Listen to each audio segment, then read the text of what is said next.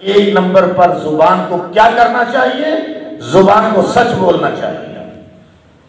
زبان کو کیا کرنا چاہیے؟ دوسروں کی تکلیف کا باعث نہیں بننا چاہیے۔ زبان کو کیا کرنا چاہیے کہ اچھائی کی تعلیم دینی چاہیے۔ زبان کو کیا کرنا چاہیے؟ دوسروں کی بھلائی کی بات کرنی چاہیے۔ اس لیے کہ رسول اللہ صلی اللہ علیہ وسلم نے فرمایا المسلم من سلم المسلمون من لسانہ و یدہ، تم میں سے مسلمان وہ ہے کہ جس کی زبان سے اور جس کے ہاتھ سے دوسرے مسلمان محفوظ ہیں۔ دو باتیں آ گئی یہاں پر کہ زبان سے اور ہاتھ سے۔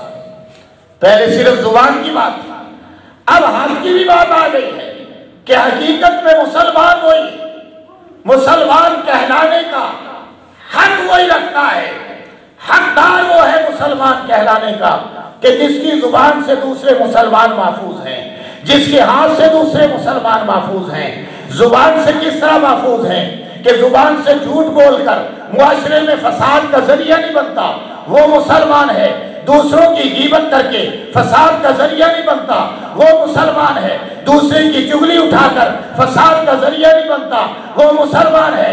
دوسرے پر بہتان لگا کر فساد کا ذریعہ نہیں بنتا، وہ مسلمان ہے۔ دوسروں پہ الزام لگا کر فساد کا ذریعہ نہیں بنتا، وہ مسلمان ہے۔ دوسرے کو گالی گلوچ کر کے فساد کا ذریعہ نہیں بنتا، وہ مسلمان ہے۔ دوسرے کو برا بھلا کہہ کر فساد کا ذریعہ نہیں بنتا، وہ مسلمان ہے۔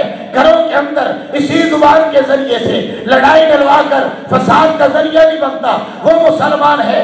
دوسروں کی اچھائی کی بات کرتا ہے، وہ مسلمان ہے۔ دوسروں کی بھلائی کی بات کرتا ہے، وہ مسلمان ہے۔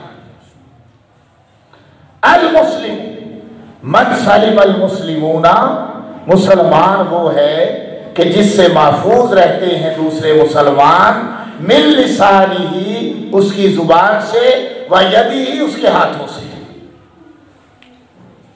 زبان فساد کا ذریعہ، ہاتھ دوسروں پر زیادتی کا ذریعہ ہے۔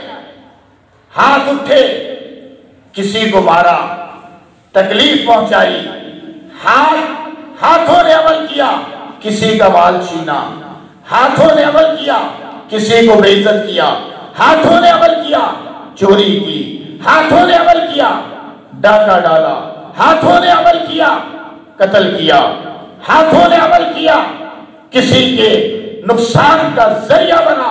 اس لیے فرمایا کہ زبان کو بھی محفوظ رکھو اور اپنے ہاتھوں کو بھی محفوظ رکھو۔